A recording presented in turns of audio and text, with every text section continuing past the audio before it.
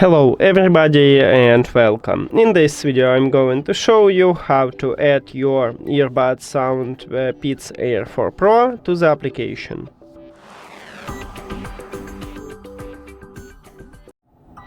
In the previous video we installed and set up the application, so if you don't know how to do this, you can watch that video on this channel. Now let's move to adding this device to the application, and to do it, firstly we need to go to the settings and then to the Bluetooth or connected devices.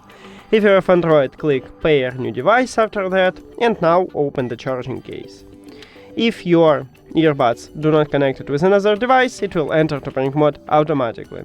But we can also enter to pairing mode manually. At the bottom of the charging case we have connectional button.